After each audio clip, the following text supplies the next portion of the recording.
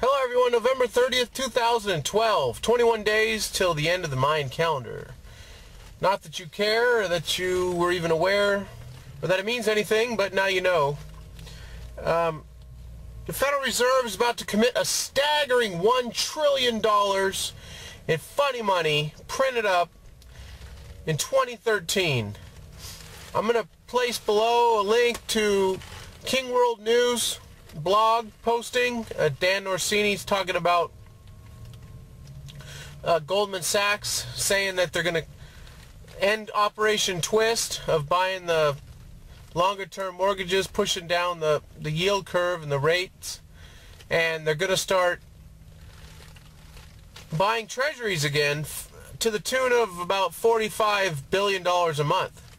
This on top of QE3, or QE Infinity, which is $40 billion a month, buying mortgage-backed securities to help support the housing market.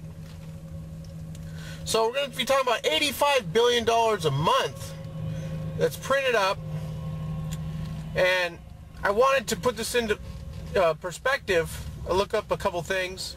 You know, all this quantitative easing is expected. The economy is such bad shape, no matter what you hear on television.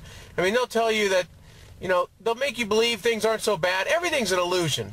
Everything. They'll make you believe that, the unemployment numbers weren't as bad as they were expected to be, so, so things are good. Things are getting better.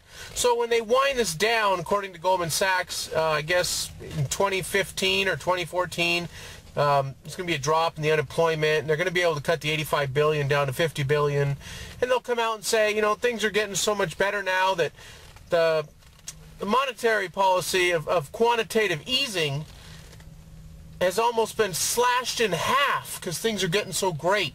So they make people think that going from $85 billion a month down to $50 billion a month money printing is a good thing. And yeah, it is a good thing, but people didn't even know how bad it was when it was 85. So, I've talked to people, asked them, do you know what quantitative easing is? Or do you know that the Federal Reserve is actually printing up $40 billion a month right now to buy mortgage-backed securities? Nobody has a clue. Nobody knows there's the monetary, the currency debasement, nobody has a clue. That's why, people talk about gold and silver being in a bubble. That's just so absurd. They're reflecting the drop in the dollar. It takes more funny money to buy the same ounce of silver or gold. That's all it is. It's a gauge for what's going on.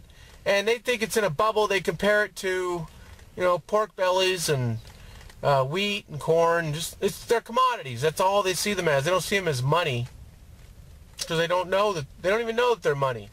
They haven't been used as money in a long time, so they don't even know what money is. They think money's debt. And that's what they've been tricked into believing. So anyway, I want to put this into perspective. In 1971, the monetary base was $70 billion. That's the coins, papers, and reserves that the banks have. So it's not checking, savings, money markets, CDs, none of that. It's just the base money that the money supply is built off of, just the base. So it was $71 billion. And so in 1971, in August, Nixon took the gold backing, partial gold backing of the U.S. dollar away, and we're on pure monopoly paper nothings. And, so the base money started to multiply, at a rapid pace. We were at 81 billion.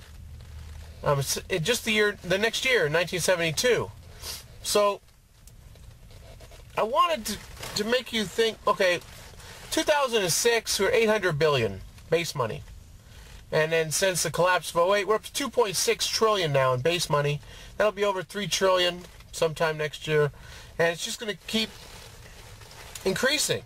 So we're right, if the Goldman Sachs analyst or whoever this was correct, we're talking 85 billion a month. That's more than the entire monetary base in 1972. We're adding monthly now to the monetary base. It's just totally absurd. I mean, I don't know how you can't have gold and silver. And then I also want to touch real quick before I go on I've been listening to James Turk a lot lately. He's talking about the Western central banks not having the gold. I've done videos on Germany's gold and 15,000 tons of gold missing from Western central banks.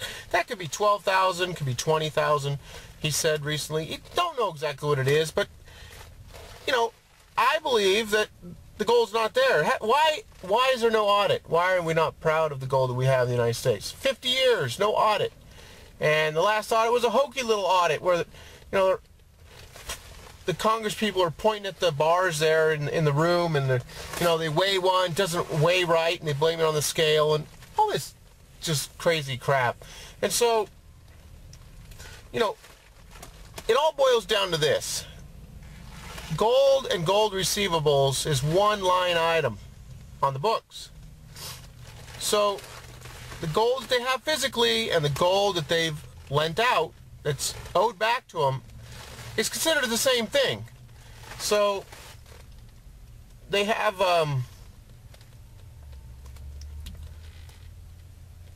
so look at it this way. That'd be like you having a little business, and the cash that you have and the receivables, the money that's owed back to you, you put on the same line. So you treat it as equal. So you can just go out and buy tons of stuff and go on vacations and loan people out money and act like you have all the money you had before you did all those things. I mean, it's just totally absurd, but they don't go by GAAP, the general accepted accounting principles, you know, like everyone else has to in the country. They go by their own rules. And so, you know, everything could just really come down if the cat gets out of the bag on that. I mean, that's how fractional reserve banking got started. You know, people would put their gold, which was money, in a vault, and then the merchant figured, well, you know, not everyone comes to get their gold at the same time, so I'll just start loaning out more than I have. And then that's when you started getting run on banks. Well, imagine if we had the mother of all run-on banks, with the Western central banks run on banks because the gold's not there. I mean, it's just incredible what's going on, and incredible that the average person has no idea because they're too busy watching American Idol and watching sports all day long, watching Dancing with the Stars, Family Guy. You know what they're doing. And that's all part of the plan, you know. Give them the games. The Romans gave them the games, gave them some bread, did the same stuff. So we don't want the average guy to be looking at this type of information.